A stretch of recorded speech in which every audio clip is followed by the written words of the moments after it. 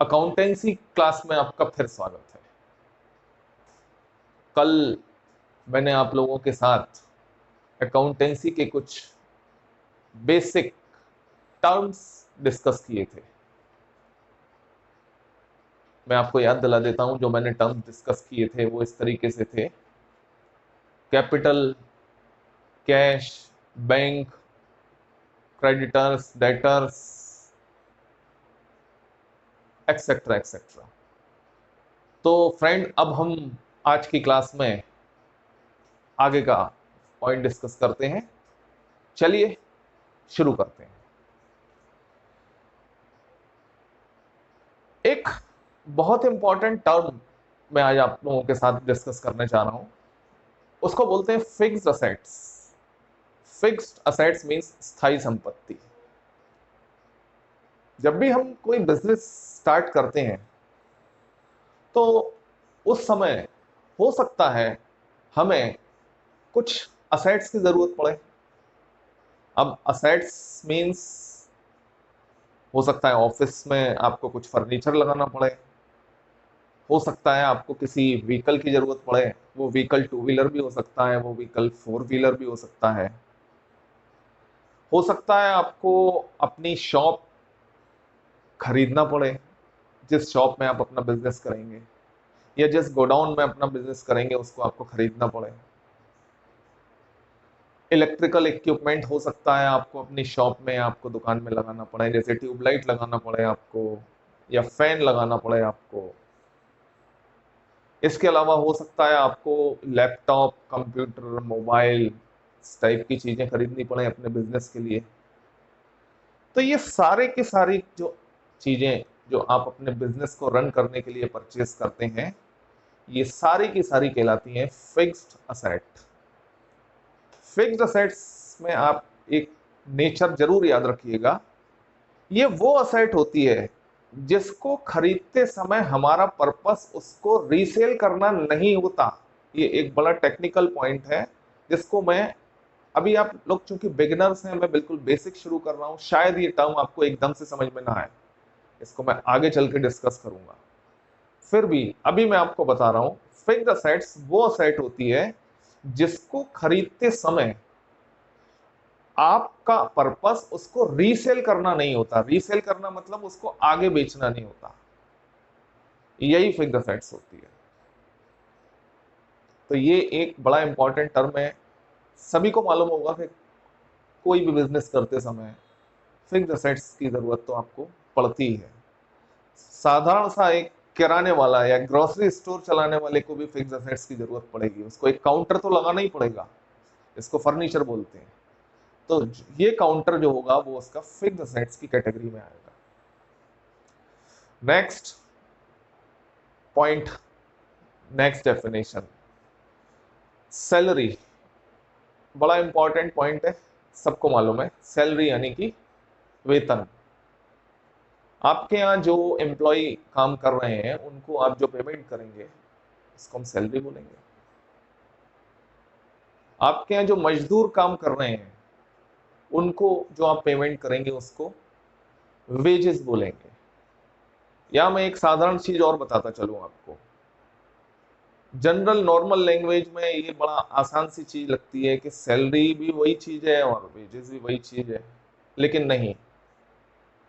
Wages का मतलब होता है, अकाउंटेंसी की लैंग्वेज में वेजेस का मतलब होता है वो उन लोगों का पेमेंट जो माल से रिलेटेड काम करते हैं। माल से रिलेटेड काम करते हैं यानी जो परचेज और सेल से रिलेटेड जो लोग काम करते हैं, डायरेक्ट काम करते हैं, उनको वेजेस बोला जाता है। यानी कि हमारे यहाँ शॉप पर काम करने वाले वो मजदूर जो माल को डील करते हैं, माल यानी जो आपने माल परचेस किया है उसको डील करते हैं, उन लोगों की मजदूरी को वेजेस कहा जाता है। आगे मैं आपको क्लासिफिकेशन करूंगा तब बताऊंगा कि ये एक एक्सपेंसेस है, ये तो सबको मालूम है एक्सपेंसेस है। एक्सपेंसेस की भी अकाउंटेंसी में अलग अलग कैटेगरी होती है। एक कैटेगरी होती है डायरेक्ट एक्सपेंसेस की और एक होती है इनडायरेक्ट एक्सपेंसेस की। मैं आगे डिटेल में उसके बारे में आपको बताऊंगा। अभी आप केवल बेसिक टर्म ये याद रखें कि वेजेस का मतलब होता है जो माल से रिलेटेड जो लोग काम करते हैं उन लोगों को जो पेमेंट किया जाता है उसको वेजेस बोलते हैं। और इसके अलावा जो एम्प्लॉयज होते हैं, जैसे सेल्स का काम करने वाले एम्प्लॉय, कंप्यूटर का काम करने वाले एम्प्लॉय, आपके यहाँ जो अकाउंटेंट है वो एम्प्लॉय, इन लोगों को जो आप पेमेंट करते हैं उसको सैलरी बोला जाता है। आगे बढ़े, electricity expenses, telephone, mobile expenses, ये सारी चीजें बताने की जरूरत नहीं है, आपको सब मालूम है। टेलीफोन, मोबाइल जो आपके शॉप में लगा हुआ है या आपके गोडाउन में लगा हुआ है, क्लियर है बिल्कुल, ये एक्सपेंसेस है। इलेक्ट्रिसिटी आपको मालूम है एक्सपेंसेस है। ये एक्सपेंसेस की कुछ कैटेगरी हो गई जिसके बारे में ज्यादा डिटेल आपको बताने की जरूरत नहीं है। नेक्स्ट टर्मिनोलॉजी जो बड़ी इंपॉर्टेंट टर्मिनोलॉजी है उसकी मैं बात करूं, स्टॉक। स्टॉक क्या चीज है? स्टॉक का मतलब वो गुड या वो माल जिसकी खरीद और बिक्री का आपका बिजनेस है, वो स्टॉक बोली जाती है। सपोज मैंने पिछली क्लास में बताया था कि मैंने अपना एक बिजनेस शुरू किया और मेरी फर्म का नाम है हम तुम शॉप, और इस फर्म में मैं एडिडास, नाइकी, प्यूमा जैसे ब्रांडेड गुड्स बेचता हूं। तो यहां पर मेरे लिए मींस हम तुम शॉप के लिए goods means Adidas, Nike, Puma के जूते, ये गुड्स है। जिन गुड्स में मैं डील करता हूं यानी जिन गुड्स को मैं परचेस करता हूं आगे सेल करने के लिए, उसको वो मेरा स्टॉक होता है। आपके दिमाग में ये कंफ्यूजन भी आ सकता है कि जो टेबल खरीदी मैंने अपने शॉप के लिए, क्या वो भी गुड्स है? बिगिनर्स थोड़े से परेशान हो सकते हैं कि टेबल खरीद के लेके आए, वो टेबल जिस पर हमारा कंप्यूटर ऑपरेटर बैठ के अकाउंटिंग करेगा, क्या वो भी गुड्स है? वो गुड्स नहीं है।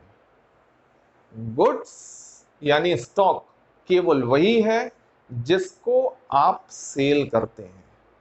कंप्यूटर की टेबल जिस पर बैठ के आप अकाउंटिंग करेंगे वो आपकी स्टॉक नहीं है। स्टॉक केवल उसको बोलते हैं जिसको आप आगे सेल करना चाहते हैं, यानी जिसका आप बिजनेस करते हैं।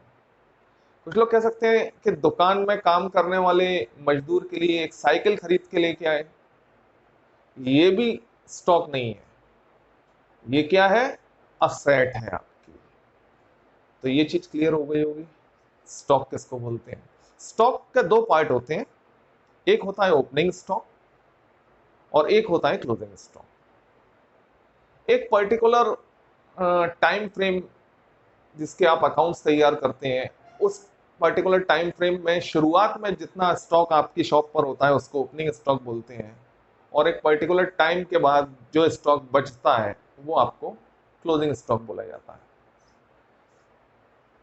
परचेस के बारे में मैं पहले डिस्कस कर चुका हूं, सेल के बारे में डिस्कस हो चुका है, डेटर्स में आपको बता चुका हूं, debtors directly related to sales, creditors के बारे में बता चुका हूं मैं आपको।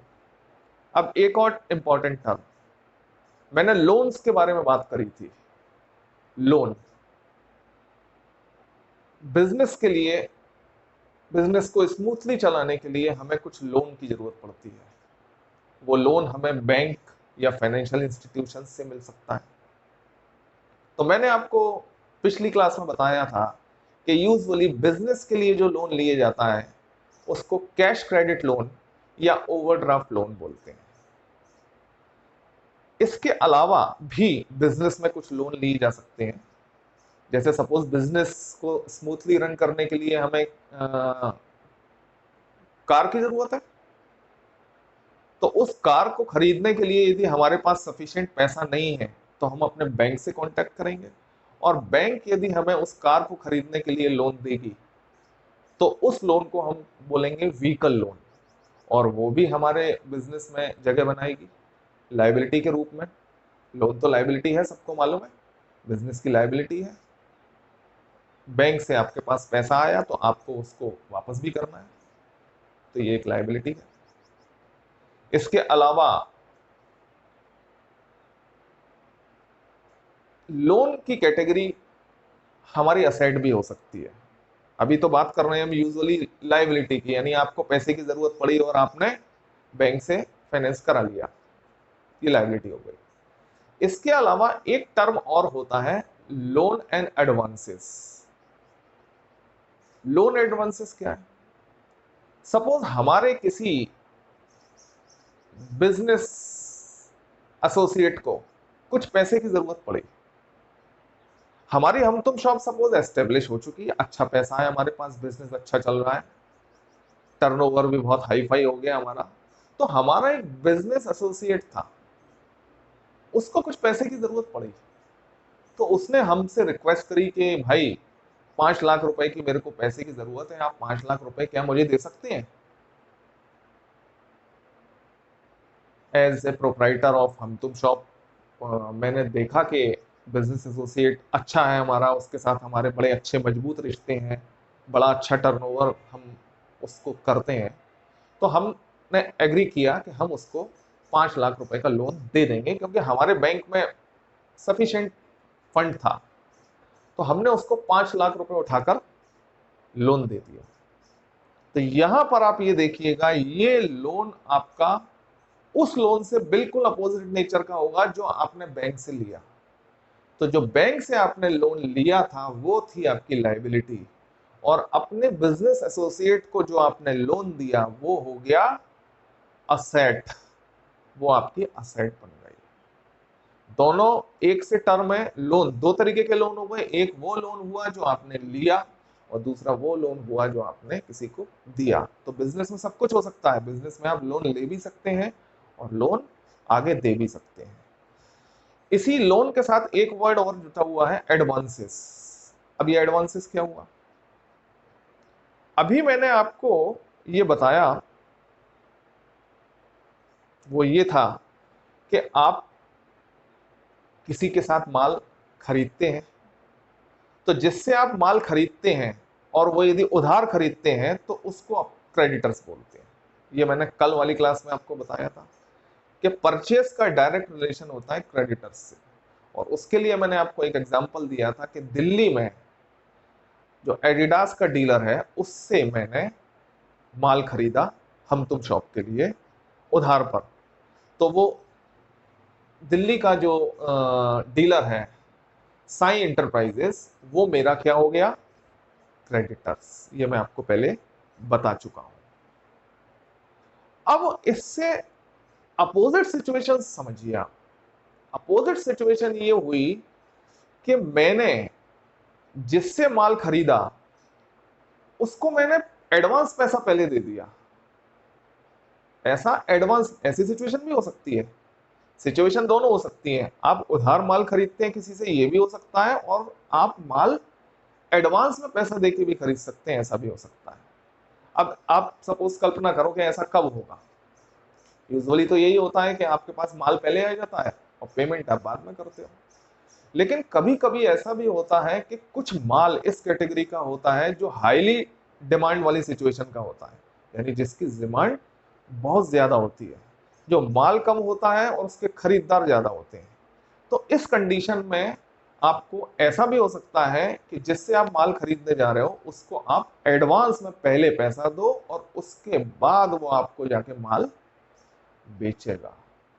तो इस कंडीशन में ये जो एडवांस है, ये एडवांस आपके लिए असेट हो गया, यानी क्रेडिटर्स को आपने जो माल के लिए पैसा पहले से दे दिया वो आपके लिए क्या हो गया?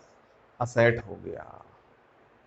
तो एक टर्म और इंपॉर्टेंट मैंने डिस्कस किया जिसको बोला लोन एंड एडवांसेस। अब मैंने काफी टर्म कल और आज आप लोगों के साथ डिस्कस किए। अब मैं आपको एक नए और अनूठे तरीके से एक स्टोरी के थ्रू, एक कहानी के थ्रू, एक प्रैक्टिकल एग्जाम्पल देते हुए इन सारे टर्म्स को अभी के अभी आपके सामने डिस्कस करता हूं। शुरुआत करते हैं। मेरी फर्म हम तुम शॉप, जिसका मैं प्रोप्राइटर हूं। हम तुम शॉप स्टार्ट करने के लिए मैंने 5 लाख रुपए की कैपिटल इंट्रोड्यूस की। 5 लाख रुपए की कैपिटल इंट्रोड्यूस करने के बाद हम तुम शॉप स्टार्ट हो गई। हम तुम शॉप स्टार्ट करने के बाद सबसे पहले मुझे जरूरत पड़ी ऑफिस बनाने की। ऑफिस बनाने की जरूरत पड़ी तो मैंने सबसे पहले मार्केट में एक ऑफिस किराए पर लिया। इसको ऑफिस बोलें या इसको शॉप बोलें, शॉप ही बोलें ज्यादा अच्छा रहेगा। एक शॉप किराए पर ली। 10,000 रुपए महीना उसका किराया था। मैंने उसका किराया पहले महीने का पेमेंट कर दिया। अब मुझे जरूरत पड़ी थोड़ा सा फर्नीचर लगाने की। 20,000 रुपए का मैंने फर्नीचर लगा लिया। उस फर्नीचर में टेबल्स भी थी, उस फर्नीचर के अंदर चेयर्स भी थी, एक्सेट्रा एक्सेट्रा। कुछ मेरे को इलेक्ट्रिकल इक्विपमेंट लगाने पड़े। ये सारी चीजें जरूरी होती है कोई भी शॉप आप शुरू करते हैं। ट्यूबलाइट लगानी पड़ी, पंखा लगाना पड़ा, कूलर लगाना पड़ा। ये सारी की सारी चीजें भी मैंने परचेस की। ये मेरी फिक्स असेट्स है। अब इसके बाद सबसे पहले मैंने कांटेक्ट किया अपने बैंक में, क्योंकि मेरे को बैंक में अकाउंट तो खोलना ही पड़ेगा। मैं बिजनेस करने जा रहा हूं, तो बिना बैंक में अकाउंट खोले तो बिजनेस होगा नहीं। तो यूनियन बैंक ऑफ इंडिया की जो नियरेस्ट ब्रांच थी मेरे शॉप के पास, वहां पर मैंने कांटेक्ट किया। वहां कांटेक्ट करने के बाद कुछ बैंक की फॉर्मेलिटीज फिलअप करने के बाद बैंक ने मेरा एक करंट अकाउंट खोल दिया। मैंने अपना जितना भी पैसा इंट्रोड्यूस किया था वो हम तुम शॉप के बैंक अकाउंट में सारा जमा हो गया। अब आगे चले। हम तुम शॉप के प्रोप्राइटर के रूप में मैं दिल्ली पहुंचा। मुझे माल की जरूरत थी। दिल्ली में साई इंटरप्राइजेस एडिडास, नाइकी और प्यूमा का सबसे बड़ा डीलर था। मैं साई इंटरप्राइजेस के पास पहुंचा और वहां से मैंने माल खरीदने की डील उनके साथ की। साई इंटरप्राइजेस से इनिशियली मैं 4 लाख रुपए का माल खरीद के लेके आया। 4 लाख रुपए का माल 2 दिन के अंदर अंदर ग्वालियर में मेरी शॉप पर डिलीवर हो गया। यहां पर ये 4 लाख रुपए का क्या हुआ, ये मेरी परचेज हो गई। यहां पर मैं आपको ये बताता चलूं कि मैं एक नया बिजनेसमैन हूं। साई इंटरप्राइजेस जो दिल्ली का डीलर है वो एक एस्टेब्लिश्ड बिजनेसमैन है। उसने मुझे उधार की फैसिलिटी नहीं दी थी, क्योंकि मैं पहली बार डील करने जा रहा था। और मैं आपको एक प्रैक्टिकल बात ये भी बताता चलूं कि जो भी लोग नया बिजनेस एस्टेब्लिश करते हैं उनको कहीं भी उधार माल नहीं मिलता है। तो जो क्रेडिटर्स वर्ड यूज होता है वो बाद में यूज होता है। ये एक प्रैक्टिकल बात है। थ्योरी में तो सब चीजें बता दी जाती हैं कि आपको उधार माल भी मिल गया और आपने उधार माल के थ्रू बिजनेस शुरू भी कर दिया, लेकिन प्रैक्टिकली ये बात आप लोग अच्छी तरीके से समझ लीजिए कि प्रैक्टिकली एक नए बिजनेसमैन को कोई भी उधार माल नहीं देता। तो चूंकि मेरा नया बिजनेस था, हम तुम शॉप बिल्कुल फ्रेश मार्केट में एक स्टार्ट ली हुई थी, तो हम तुम शॉप को साई इंटरप्राइजेस दिल्ली ने 1 रुपए का भी क्रेडिट माल नहीं दिया। तो 4 लाख रुपए खर्च करने के बाद माल ग्वालियर आ गया। 4 लाख रुपए की परचेज हो गई। ग्वालियर जो माल आया उस पर भाड़ा भी देना पड़ेगा। 5,000 रुपए का भाड़ा दिया गया। ये 5,000 रुपए का भाड़ा क्या हुआ, कैरिएज, ये एक एक्सपेंसेस के रूप में चला गया। ग्वालियर माल आ गया। अब नेक्स्ट स्टेप ये हुआ कि वो सारा का सारा माल मैंने अपने शॉप पर सजा दिया। माल खरीदने से पहले मैंने अपने असिस्टेंट के रूप में अपना पहले एम्प्लॉय को अपॉइंट कर लिया था, जिसका नाम था रंजीत सूर्यवंशी। रंजीत सूर्यवंशी मेरे सेल्समैन, मेरे मैनेजर, मेरे अकाउंटेंट सब कुछ थे। चूंकि मैं छोटा बिजनेस स्टार्ट कर रहा था, तो इसलिए मैं ज्यादा एम्प्लॉयज को रखना अफोर्ड नहीं कर सकता था। तो मैंने एक एम्प्लॉय रंजीत सूर्यवंशी को 5,000 रुपए की सैलरी में अपने अपॉइंट किया। तो यहाँ ये भी क्लियर हो गया कि सैलरी जो टर्म मैंने आपको बताया था वो किसको मिलेगी? रंजीत सूर्यवंशी को। रंजीत सूर्यवंशी मेरी शॉप में दोपहर 12 बजे से रात को 8 बजे तक काम करेंगे, और इसके बदले में उनको क्या मिलेगी? सैलरी। तो अब जब सारा माल मेरे यहाँ आ गया, तो मैंने यानी प्रोपराइटर संदीप बैजल और रंजीत सूर्यवंशी मेरे एम्प्लॉय ने सारा माल शॉप में सजा लिया, और मेरी शॉप स्टार्ट हो गई।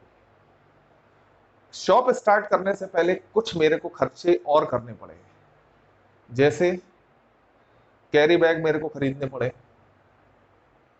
जो कस्टमर आएंगे उन कस्टमर को जो मैं शू दूंगा वो एक कैरी बैग में रख के दूंगा। तो ये मेरे कुछ एक खर्चे होंगे, कैरी बैग खरीदना, स्टेशनरी मेरे को खरीदनी पड़ेगी, कॉपी पेन खरीदना पड़ेगा, एक बही खाता खरीदना पड़ेगा जिसमें मैं हिसाब लिखूंगा। छोटे छोटे खर्चे हैं, ये करने ही पड़ेंगे मेरे को। चाय पानी तो आएगी आएगी मेरी शॉप में। दोपहर 12 बजे से रात को 8 बजे तक मैं और मेरा एम्प्लॉय बैठेगा, तो चाय भी पियेंगे हम लोग, वो एक्सपेंसेस भी होना शुरू हो जाएगा।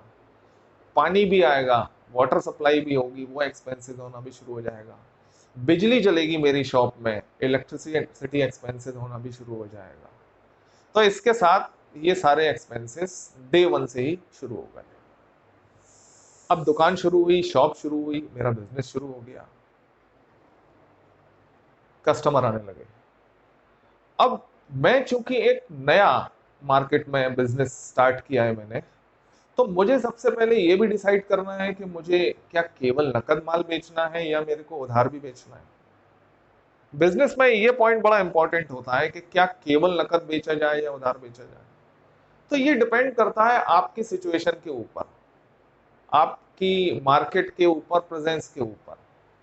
तो मैंने ये डिसाइड किया कि इनिशियली मैं जो मेरे जान पहचान के कस्टमर होंगे उनको तो मैं उधार दे दूंगा, यानी क्रेडिट पर दे दूंगा, और जो बिल्कुल अननोन कस्टमर है उनको मैं कैश पर ही माल बेचूंगा। ये एक प्रैक्टिकल चीज है बिल्कुल।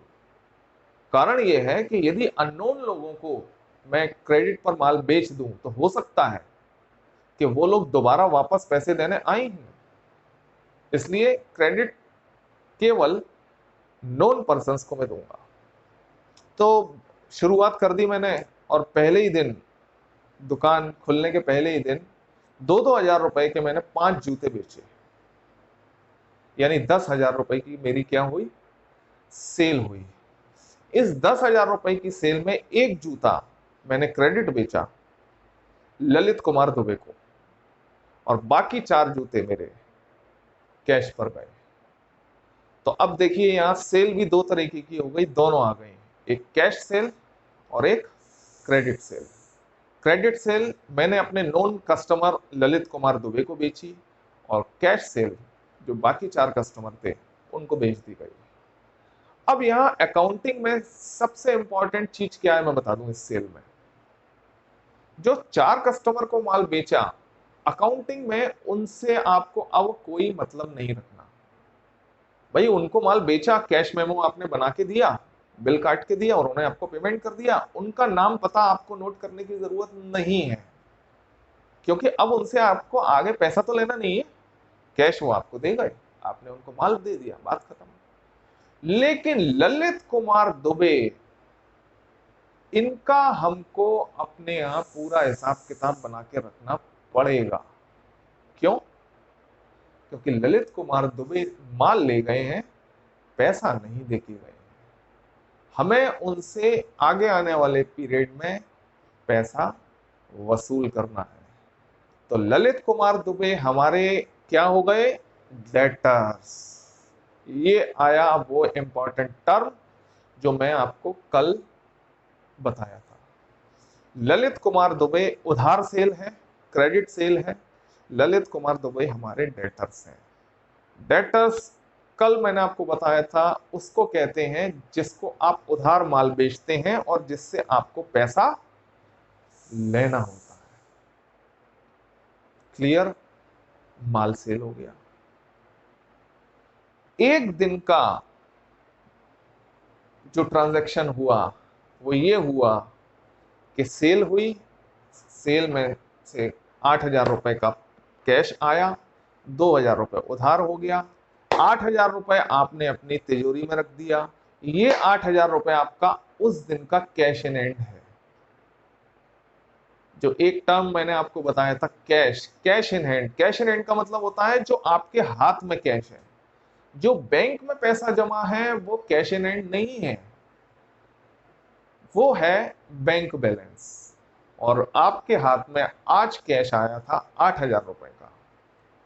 सपोज पूरे दिन भर में आपने 100 रुपए की कुछ रिफ्रेशमेंट ले लिया था, तो उस कंडीशन में दिन के आखिर में आपके पास कैश होगा 7,900 रुपए। 100 रुपए रिफ्रेशमेंट का एक्सपेंसेस उससे कम हो जाएगा। तो इस तरीके से एक पूरे दिन भर के ये ट्रांजैक्शन हुए मेरी फर्म के अंदर।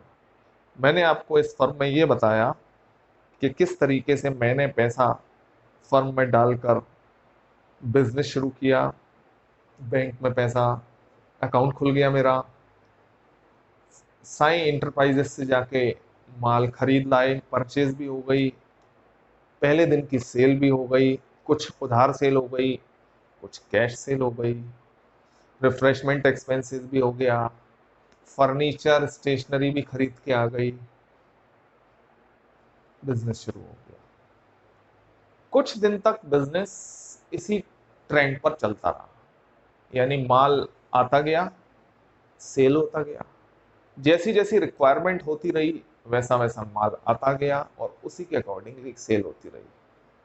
बिजनेस में आगे बढ़ने के लिए फिर मैंने पेपर में पब्लिसिटी का भी सहारा लिया। पब्लिसिटी एक्सपेंसेस का खर्चा भी हो गया, पेपर में मैंने ऐड दिया, खर्च हुआ। उस ऐड का मुझे फायदा ये हुआ कि मेरा टर्नओवर बढ़ा, मेरी सेल बढ़ी। तो इसी तरीके से काम चलता रहा, काम में पिकअप आया। अब मेरे दिमाग में ये विचार आया कि एक माइलस्टोन मैंने अचीव कर लिया, अब आगे जाने का समय आया तो मुझे जरूरत पड़ी पूंजी की। पहले मेरे पास लिमिटेड पूंजी थी, 4 लाख रुपए का मैंने माल खरीदा था, उसी को मैं रोटेट कर रहा था। माल खरीदा, बेचा, थोड़ा और माल बढ़ा लेता था, फिर बेच लेता था। साई इंटरप्राइजेस के अलावा एक दूसरी फर्म से मेरा टाई अप हुआ। उस दूसरी फर्म ने मेरे से ये कंडीशन रखी कि भाई यदि तुम 10 लाख रुपए का माल एक बार में मेरे से उठाओ तो मैं ज्यादा डिस्काउंट पर तुमको माल बेच दूंगा। देखो, जो माल खरीदा जाता है वो आपको जितना कम कीमत पर मिलेगा, निश्चित रूप से आप उसको उतने ही ज्यादा मुनाफे पर अपने कस्टमर को बेच पाएंगे। ये तो सीधा सीधा बिजनेस है। कम से कम रेट में माल खरीद के लेके आइए जिससे आपको प्रॉफिट ज्यादा हो। तो अब जब दिल्ली में मेरे को एक दूसरी फर्म ने ये मेरे को ये ऑफर दिया कि वो मेरे को ज्यादा सस्ते में माल बेच सकता है साई इंटरप्राइजेस के कंपैरिजन में, तो मैं नेचुरली बिल्कुल एक्साइट हो गया। लेकिन उसने कंडीशन ये रखी कि भाई 10 लाख रुपए का मिनिमम ऑर्डर मुझे देना पड़ेगा। अब मेरे साथ समस्या ये थी कि मेरे पास पूंजी उतनी थी ही नहीं। अब मेरे पास पूंजी नहीं है तो मैं 10 लाख रुपए कहां से खरीद के लाऊंगा। उस कंडीशन में मैंने सबसे पहले कांटेक्ट किया अपने बड़े भाई से, मेरे बड़े भाई राजीव बैजल साहब, उनसे कांटेक्ट किया मैंने कि भैया मेरे को 5 लाख रुपए कुछ लोन दे दो, क्योंकि मेरे को अपने बिजनेस में पैसा लगाना है। तो उन्होंने मेरे को 5 लाख रुपए का चेक काट कर दे दिया। तो यहां पर ये 5 लाख रुपए सबसे पहला मेरा लोन हो गया। लोन जरूरी नहीं है कि केवल बैंक से ही लिया जाए या किसी फाइनेंशियल इंस्टीट्यूशन से लिया है। आप अपने रिलेटिव्स, अपने फ्रेंड्स, किसी से भी पैसा जो लेते हैं बिजनेस में, तो वो भी लोन ही होता है। तो राजीव बैजल ने, मेरे बड़े भाई ने, मेरी हेल्प करने के लिए मेरे को 5 लाख रुपए का कर्जा दिया। यहां पर एक बात और बता दूं मैं, जब भी लोन मैं किसी पार्टी से लूंगा, उसके बदले में इंटरेस्ट मुझे देना पड़ेगा। ये बिल्कुल कंफर्म होना चाहिए आप लोगों को, क्योंकि सामने वाला बैंक आपको लोन क्यों देगा? इंटरेस्ट चाहिए उसको, उसको अपना प्रिंसिपल तो वापस चाहिए ही चाहिए, इसके अलावा वो इंटरेस्ट भी तो मांगेगा आपसे। यहां पर एक बात मैं बता दूं कि हो सकता है फ्रेंड्स एंड रिलेटिव के मामले में आपको इंटरेस्ट ना भी देना पड़े, पॉसिबल है ये। यानी राजीव बैजल मेरे भाई हैं, उन्होंने 5 लाख रुपए का जो मुझे लोन दिया, हो सकता है क्योंकि वो मेरे भाई हैं, वो मेरे से कोई ब्याज ना ले, ये बिल्कुल श्योर है। तो आप कभी भी चौंक मत जाना कि आपसे कभी कोई ये कहे कि लोन मिल रहा है इंटरेस्ट फ्री, तो आप कहोगे अरे ऐसा कैसे हो सकता है? बिल्कुल हो सकता है। फ्रेंड्स एंड रिलेटिव से आपको जो लोन मिलता है वो इंटरेस्ट भी हो सकता है। हाँ, ये बात तय है कि बैंक और फाइनेंशियल इंस्टीट्यूशन से आपको जो लोन मिलेगा वो इंटरेस्ट फ्री नहीं होगा। तो आगे बढ़े, राजीव बैजल ने मुझे लोन दे दिया। 5 लाख रुपए का चेक मैंने अपने बैंक में लगाया, यूनियन बैंक में, और मेरे पास सफिशिएंट फंड हो गया। उसके बाद मैंने अपना जो दूसरी फर्म थी, 10 लाख रुपए का उसको ऑर्डर दिया, और माल मेरे पास 10 लाख रुपए का आ गया, हैवी डिस्काउंट पर आया। अब मैं अपने कस्टमर को वो माल बेचने के बाद ज्यादा मुनाफा अर्न करूंगा। तो फ्रेंड्स, आज के इस लेक्चर में एक सीधी और सच्ची कहानी के थ्रू ये जो अकाउंटेंसी के बेसिक टर्म्स हैं वो मैंने आप लोगों के साथ डिस्कस किए। नेक्स्ट टर्म में अब मैं आऊंगा अकाउंटेंसी का सबसे पहला पार्ट, जिसको कहते हैं जनरल एंट्री। कल से मैं शुरू करूंगा जनरल एंट्री का पोर्शन। कल तक के लिए गुड बाय, जय हिंद।